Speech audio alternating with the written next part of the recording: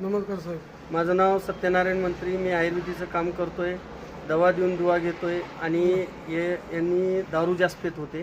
किती वर्षांनी किती महिन्यांनी पित होते त्यांच्याच तोंडून ऐकू. तुमचं नाव सांगा. माझं नाव परमेश्वर राजेंद्र चिट्टे, राहणार कारेपूर. तिथून आलो इथं दवाखान्यात की जाऊ माझी इच्छा पूर्ण करण्याची. बरं, मला एक सांगा, तुम्ही दारू किती दिवसानं पित होता? तर कमीत कमी 2-3 वर्षांनी पित होतो साहेब. 3 वर्षानं. दिवसातून किती लागायची दारू प्यायला? कंप्लीट 10-90 लागत होतो. किती? 10-90. अरे बापरे, 10-90 पित होता हो दिवसभरात? हो. म्हणजे काम करायचं, मजुरी करायची आणि त्याच्यातच घालायची. बरोबर आहे. हे त्यांचे मित्र आहेत, त्यांच्या इथंच का तुमच्याच कामाला जात होते ना? बरं, हे कामाला आल्यावर प्यायला पैसे मागायचे ना? काय म्हणत होते?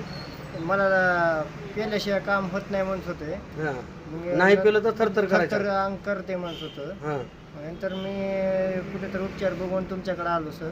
बरोबर आहे. रेणापूरमध्ये भेटते म्हणजे उपचार म्हणून आलतो. बर, मला एक सांगा, तुम्ही ज्यावेळेस औषध घ्यायला आलो हो ना, आणि तुमची आई आल्या, हो ना, ज्यावेळेस तुमची आई रडू लागल्या, हो ना, मला पण वाईट वाटलं. बरोबर हो आहे. ना. काय मग आता नवरा बी पेतय, पोरग पेतय, मजुरी करून काय कसं खावं? आणि तुम्ही जेवढाही मजुरी करत होता किंवा काम करत होता त्याचे पैसे सगळे दारूत जातो. जातो. खरं आहे का खोटं हो आहे? बरोबर. खरं. हो. मग किती वर्षांनी दारू पित होता तुम्ही?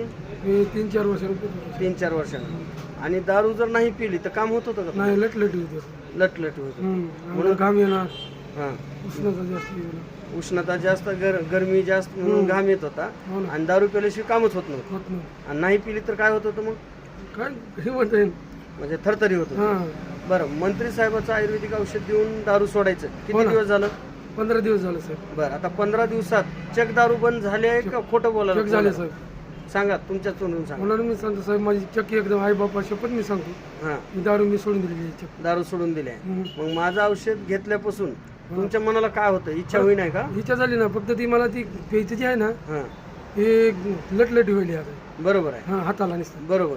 पण समजा दारूचा वास आला तर तुम्हाला काय होतंय? नाही, उलटी होते साहेब. दारूचा वास जरी आला तर हो, उलटी उलटी होईल. होते. हां. खरं बोलायला हवं. हो, आणि समजा एखादं पिऊन जरी जवळ आलं माणूस आणि त्याचा वास आला की डोकं धरते का? धरते ना. मग तुम्हाला दारू प्यायची इच्छा होईल का आता? नाही ना. म्हणजे पिऊच वाटाना, हां हां, जाऊच वाटणार त्याच्या क्षेत्रात. म्हणजे ते किसन पडल्याने झालं हो ते. खरं म्हणालो का? हो. बरं, तुमच्यासारखे असे दारू पिणारे भरपूर लोक आहेत. त्यांनी हे औषध घ्यावं का? दारू सुटते का? सुटते सर. कशाहून?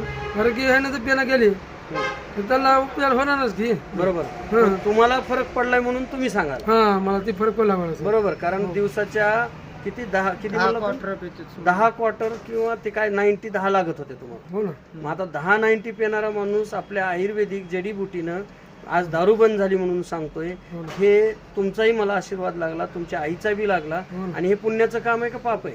पुण्याचं सर. पुण्याचं काम आहे सर. बरोबर आहे का नाही? हो. बरं, आज मला सांगा, तुम्ही जसं दारू सोडली तसं खर्च बी कमी झाला तुमचा खर्च चेक झाला ना साहेब. आणि मजुरी केलेला पैसा आपल्या घरात संसाराला लागला. हम्म. बरोबर आहे. हो. धन्यवाद.